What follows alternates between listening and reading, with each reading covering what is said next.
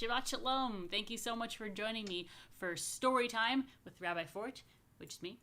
And I think probably most of y'all know that by now. But I don't know, you never know. We have all sorts of folks who join us throughout the year. And it's always a good, idea to introduce yourself. So I try to do that a little bit. We've got a story, which is really exciting. We've got some Kiddush, we got some motzi, we got blessing for all the children. Now, here's the thing about the story.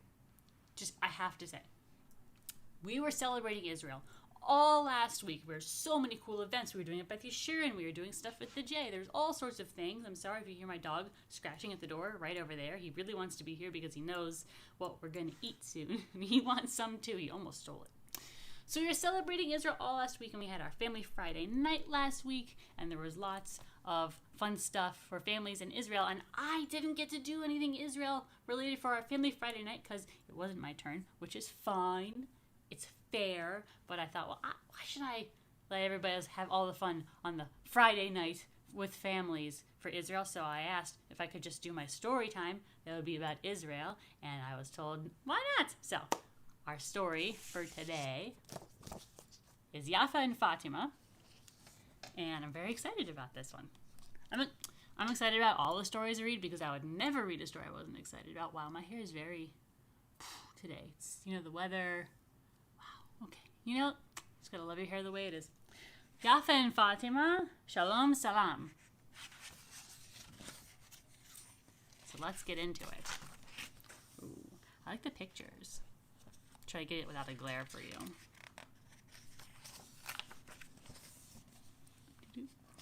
In a beautiful land called the land of milk and honey, there lived two neighbors. One was named Yafa and the other Fatima.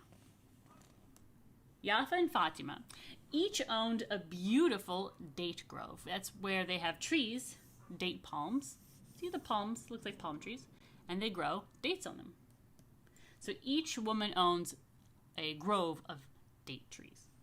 During the week, they both worked very hard gathering their dates. It's a lot of hard work. You got to go up there. You got to pick them. It's a lot of hard work. They worked very hard, these women. On most days, Yafa and Fatima sold all their dates at the market and were able to buy plenty of tasty food to eat, which they often shared.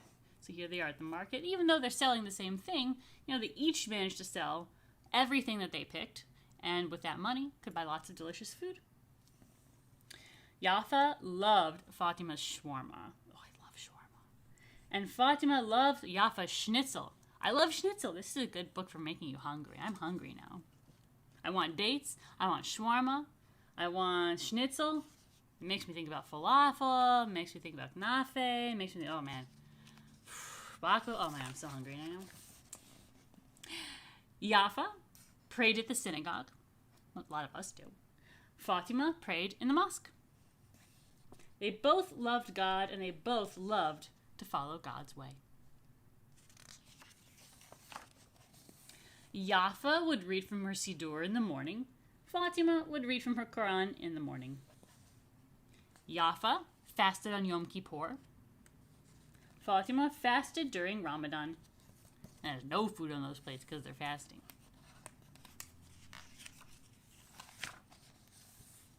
Fatima celebrated Eid. Yafa celebrated Passover. We just celebrated Passover. When Yafa saw Fatima, she would wave and call Shalom, peace. When Fatima saw Yafa, she would wave and call Salam, peace. I love the pictures. They're not colorful, but you really understand what's going on with very few colors they're using. Really just red and blue. One year, and this is a problem, especially in places like Israel, one year there was very little rain. Fatima and Yafa had very few dates to eat or sell at the market. So not only did they not have enough to sell to make money to buy food, they didn't really even have enough dates to eat themselves. That's tough. Yafa lay awake at night. She was worried. Maybe Fatima's hungry, thought Yafa. You ever lay awake at night and have some worries in your head? It's a normal thing. I do. Fatima lay awake at night too. She was worried. Perhaps Yafa didn't have enough to eat today, she thought. Yeah. Fatima placed a basket of dates on her donkey. Then she took them to Yafa's house. She poured the dates into a basket on Yafa's porch, so Yafa doesn't know. But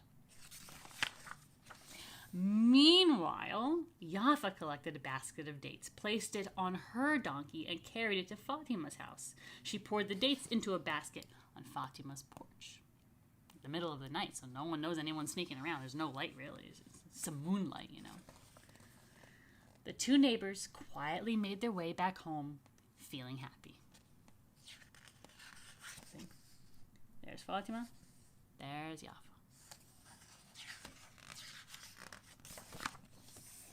In the morning, when Yafa walked onto her porch, to her great surprise, she saw her basket full of dates. Goodness, I have so many dates. I'll take more to Fatima tonight.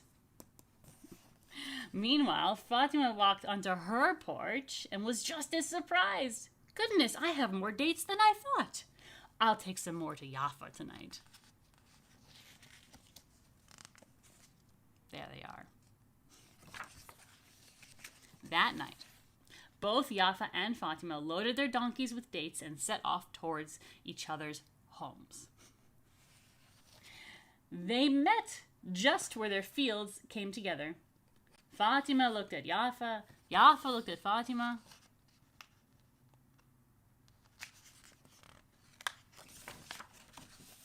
The two friends hugged each other and laughed. Shalom, said Yafa. Salam, said Fatima. Thank you for thinking of me, said Yafa. Thank you for thinking of me too, said Fatima. Together, they returned to Yafa's house to share a meal of dates and tea. That's the story of Yafa and Fatima. It's a take on a story that's very, very old about two brothers who kind of do the same thing. And it's a pretty famous Jewish story. And in this case, they told a story about, well, it's a Jewish story, and it's even more Jewish because it takes place in the land of milk and honey. Our land of milk and honey. It's a nice story. So, before we have our very special, well, Kiddush is just kind of Kiddush today, but Motzi is the one that my dog has been scratching. I kicked him out. That was the problem. He's been scratching at the door trying to get in. I think I see his paws under the door. He'll be fine. I'll share with him later. I'm a very pushover dog owner. But before we do all of that, I'm very excited to do a blessing for all the boys and the girls. So if you are a daughter, and if you're with a parent or a grandparent, and you want them to, they can put a hand on your head. Or if you're just listening to me on your own, you can put a hand on your own head. Counts to blessings for everybody. They really are for everybody. So over all of our girls, say Yisimech Elohim, Kisera, Rivka, Rachel, Leah, may God bless you and make you like Sarah, Rebecca, Rachel, and Leah. All of our four mothers. And if you are a little boy and you've got a parent or a grandparent, you let them put a hand on your head, cool. If not, that's also fine. And if you want to put a hand on your own head, go ahead and do that too over all of our boys. Say Yisimcha Elohim, Ephraim Menashe. May God bless you and make you like Ephraim and Menashe. And all the great guys of our tradition. We have a lot of really great guys, so you want to be like them. And I filled it too full. It's hard to see because it's dark. Like the cup's dark and the juice is dark. I don't know if I can. You can see it. It's very full. So if you've got real grape juice, go ahead and grab that. If you don't have real grape juice and you want to have pretend grape juice, that's a great idea too. So have your pretend or your real grape juice and join me in saying Baruch atah Adonai Eloheinu melech haolam borei peri hagafen. Delicious. And because we were celebrating Israel all last week, but it's kind of like birthday month, so I think we should celebrate Israel every day, frankly. So still in celebration of the land of milk and honey, which is a great place to go if you've ever been there. I've lived there. I've visited there. It's my favorite place in the whole world, to be honest. What do you think I have? Challah? I actually did bake challah. But not just challah. Today I have, can you guess what bread I have for the motzi? I put the picture on Facebook too, so you probably did see it. But the point is, we have pita. And here it is. We have two. So traditionally speaking, on a Friday night, you would have 2 chalot, 2 loaves of bread, 2 pita. I do 1 challah for this because honestly, it's a lot of challah. For this, if for our own actual home when we do kiddush and motzi, I do have 2. But I thought, this is not too much pita. This is only 2 pitot, so that's not so much pita. So if you have real challah, or real pita, or real tortillas, or real, I don't know, bagels, you can do it, whatever bread you have, 1 or 2, whatever you got, you can grab that. Join me for the motzi. If you don't have the real stuff, but you got the pretend stuff, you can grab your pretend baguette, your pretend ciabatta, your pretend, I don't know, whatever you like, everything bagel, your pretend jalapeno bagel. Remember when we read jalapeno bagel? Whatever you got. Your pretend pita, you can grab those. And with me, you can say, or just listen, whatever you'd like. Baruch atah Adonai Eloheinu melech haolam hamotzi lechem min haaretz. You can say, amen.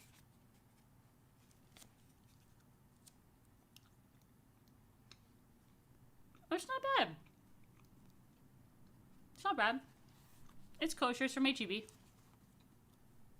Okay. I've definitely had worse.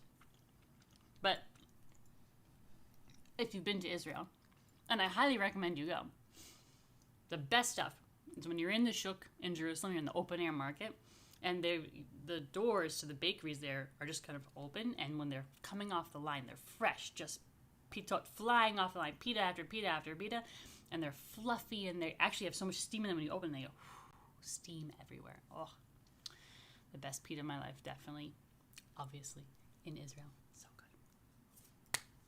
Thank you for joining me, not just for my 2 full Kiddush cup,